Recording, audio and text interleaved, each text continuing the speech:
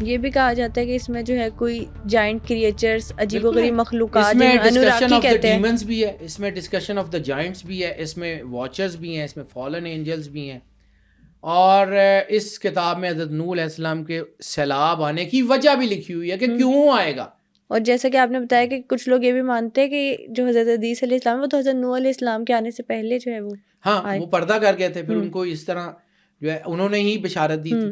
حضرت نوح علیہ السلام کے آنے والے جو سیلاب تھا اس کی وجہ بھی تھی. اب میں فالن اینجل کا ذکر کرتا ہوں تو پھر آپ کو بتاؤں گا کہ یہ سیلاب آنا کیوں ضروری تھا.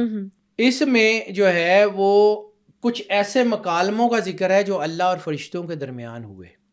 اب اگر آپ کو وہ اس قرآن پاک کی اس آیت کا ذکر نہیں نہ سمجھ آتی، جب آدم علیہ السلام کی تخلیق میں سورہ بقرہ کا کوئی واقعہ ہے کہ جب فرشتوں نے آدم علیہ السلام پہ اعتراض کیا تھا کہ یہ تو خون ریزی کرے گا، یعنی اگر فرشتے بالکل ہی سمن بکمن تھے تو وہ اللہ سے جو گفتگو کر رہے تھے، جو بتا رہے تھے کہ یا اللہ، مطلب آپ اس کو آسان لفظوں میں پنجابی میں کہوں کہ بڑے جڑے وڈے سیانے ہو رہے سن، جو خالق کو بتا رہے تھے کہ یہ جو تو نے بنایا ہے اس میں یہ رفٹ آ سکتے ہیں. مطلب پراپر ڈسکشن ہو رہی تھی اللہ اور فرشتوں کے درمیان. وہ جو ڈسکشن ہے اگر آپ کو وہ سمجھ آ جائے گی نا تو آپ کو باقی ڈسکشنز بھی سمجھ آ جائیں گی.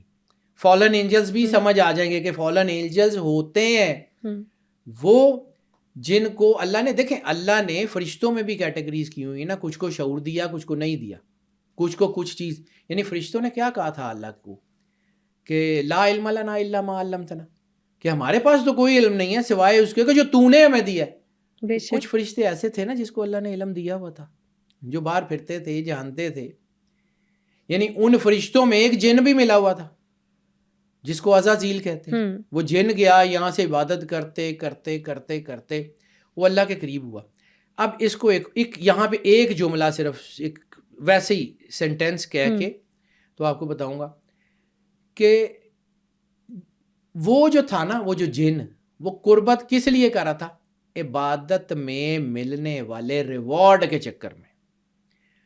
اس کی نظر اللہ کی عبادت وحدانیت پہ نہیں تھی، اس کی اس انعام پہ نظر تھی کہ میں نیک ہو جاؤں گا، میں پاک ہو جاؤں گا، میں پاک ہونے کی ایکٹنگ کرتا رہوں گا. اللہ نے تو سب پتا تھا نا، میں 70,000 سال کا سجدہ کروں گا، یہ کروں گا، تو اس کے بعد اللہ مجھے جو ہے وہ مزید مرتبے دے دے گا اور میں بڑا سیٹل ہو جاؤں گا. میں وہ فرشتوں کا استاد بھی بن گیا. لیکن جب انسان کو خلیفہ بنایا تو محرومی کا بھی فیکٹر آ گیا نا. اصل میں اصل پرابلم یہاں ہوئی، یعنی اس کی عبادت تھی اس عہدے ملنے کی، وہ عہدہ اس کو ملا نہیں، آدم علیہ السلام کو مل گیا. تو جس سلسلے میں جس صلے کی چاہ میں اس نے اگر اس کی عبادت ہوتی اللہ کے لیے تو اس کے اندر یہ جذبہ کبھی بھی نہ آتا. اس کو ہم جیلسی کہہ لیں، محرومی کہہ لیں. جیلسی کیوں آئی؟ کہ وہ عبادت گزار نہیں تھا، وہ آپ عبادت گزار بنا ہوا تھا. سمجھنے کی بات ہے. میں یہ جملے اسی لیے بڑے ٹھہر کہ وہ عبادت گزار اندر سے نہیں تھا، وہ عبادت گزار بنا ہوا تھا. پھر جب اس کو وہ صلہ نہیں ملا وہ لڑ پڑا. اب اس نے اللہ کو جو ہے وہ آفر بھی تو دی تھی کہ یہ سجدہ نہیں کروں گا، باقی ساری زندگی میں تیرا عبادت گزاروں. اللہ سے تو لڑائی نہیں ہوئی، لڑائی تو آدم علیہ السلام سے ہوئی. اور آدم علیہ السلام میں کیا تھا؟ فنفخت فیہ روحی، اللہ کا امر تھا. آدم کے جسم کو تو سجدہ نہیں تھا، وہ تو اس امر کو سجدہ تھا جو اللہ کا تھا. اور آدم کو بنایا کس میں تھا؟ شباہت سرور انبیاء صلی اللہ علیہ وآلہ وسلم. تو بیسیکلی تو وہ رسالت مآب کی شبیہ کے آگے کھڑا ہوا، رسالت مآب کی شبیہ کے آگے کھڑا ہوا، اللہ نے الٹا دیا.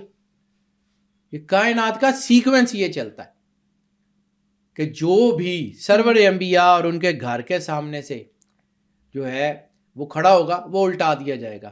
جو بھی عبادت گزار نہیں ہوگا، عبادت گزار بنا ہوگا، وہ رسالت مآب کے گھر کے آگے کھڑا ہو جائے گا. اللہ تو دلوں کے حال جانتا ہے نا بیٹا، یہ اصول ہے، یہ اللہ نے بنایا ہی ایسے ہے. ٹھیک ہے. اب جب ان فرشتوں نے اعتراض کیا اللہ کی تخلیق کے اوپر تو پھر اللہ نے کیا کیا؟ علم آدم اسماء کلھا، ہم نے آدم کو تمام اسماء کا علم دیا. اسماء کون سے تھے؟ وہی جو عرش کی ساق کے اوپر لکھے ہوئے تھے. ان کا تعارف کرایا کہ یہ کیوں لکھے ہیں، کن کے نام ہیں. جن کا نام نوح علیہ السلام نے ایک ٹیبلٹ اور ملی ہے لکڑی کی، سمیرین ٹیبلٹ میں سے وہ ٹیبلٹ ملی ہے. میں ایک ٹیبلٹ ہے لکڑی کی جو حضرت نوح علیہ السلام کی کشتی کے اوپر ایک چوکٹا لگا ہوا تھا جیسے سٹیمپ کہہ لیں یا جیسے فلیگ کہہ لیں لکڑی کا، وہ بالکل آگے لگا ہوا تھا، اس کے اوپر 5 نام لکھے ہوئے. ان 5 ناموں کا ترجمہ کیا گیا ہے نا تو وہی 5 نام ہیں جو عرش کی ساق کے اوپر لکھے ہوئے ہیں. ٹھیک ہے، وہ 5 نام شبر، شبیر، میتیریا، یہ پنجتن پاک کے نام ہیں نوح علیہ السلام کی کشتی کے اوپر. سبحان اللہ. علم الآدم اسماء کلھا میں بہت کچھ ہے. اب ہم اس کو شیعہ سنی وہابیوں میں بانٹ دیتے ہیں کہ جی یہ شیعہ دی روایت ہے، فلانے دی روایت ہے. میں اس کے اوپر جاتا ہی نہیں ہوں بیٹا. بالکل ٹھیک ہے، یہ دین رسول اللہ کا دین ہے، ایسے ہی ہے. یہ دین کسی مدرسے کا دین نہیں ہے، نہ میں نے کسی کے کہنے پہ کلمہ پڑھا. اس لیے میں بہت ساری چیزوں کو میں اس کے اوپر ٹھیک ہے میرا اپنا اوپینین ہے، میں نے اس کو جا کے اللہ کو جواب دینا، میں نے بندوں کو نہیں دینا.